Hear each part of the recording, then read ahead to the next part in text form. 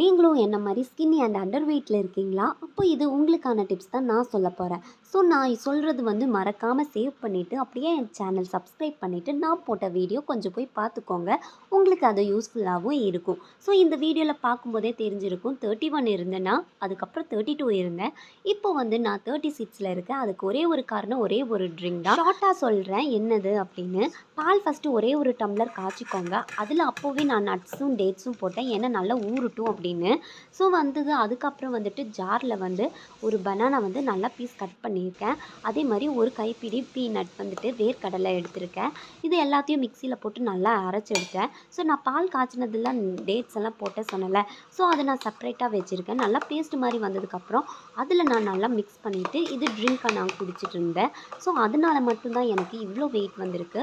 So நீங்களும் அதிகமாக wait போடணும் இதெல்லாம் இல்லை, டக்குன்னு சீக்கிரமாக வெயிட் போடணும் அப்படின்னா மறக்காமல் என்னோடய வீடியோக்குள்ளே போய் பாருங்கள். நான் நிறைய டிப்ஸ் நான் சொல்லியிருக்கேன். அதே மாதிரி நான் ஃபாலோ பண்ணுறேன். என் கூட நீங்களும் சேர்ந்து ஃபாலோ பண்ணுங்கள்.